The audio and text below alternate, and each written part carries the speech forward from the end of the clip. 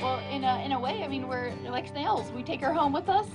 It was more than a year ago when Christian Parsons and Alexis Stephens took their show on the road. Follow our adventures live on Periscope. It's been an amazing year. Jam-packed.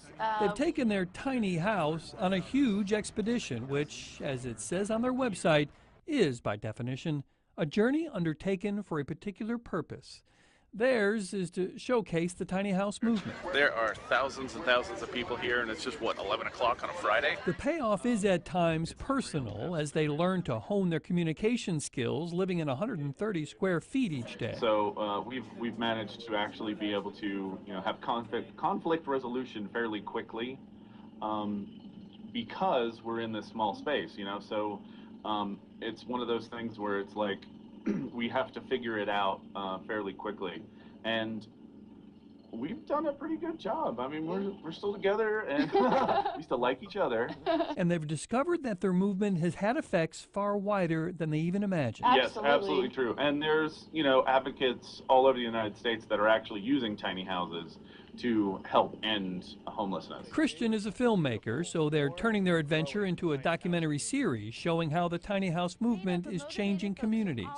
And they've learned that sometimes you have to change a community before you can move in, since many places consider tiny houses RVs and not to be lived in full time, which is why one episode of their series is entitled Living Tiny Legally. The biggest challenge to living legally in a tiny house really come in the zoning area. There's people that are saying, well, we want the one silver bullet that makes these tiny houses legal everywhere.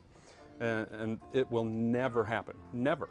Because you can never take one encompassing code or law that makes both of those fit in every location. Christian and Alexis believe that the work they and the entire tiny house community are doing will indeed change the world. Over this next couple years, we're going to see a major ripple effect, I think, happen based off a precedent that's been set this last year. And I really think that in 10 years, you're going to see tiny homes on foundation, on wheels, be an everyday thing. And even if America doesn't quite get there, these two know their little place has helped them live by their motto: embrace experiences over stuff, period. And a tiny house helps. There's nothing like personal connection you can make with other people to open up your heart and your mind, and I think it's making us better people. Bob Buckley.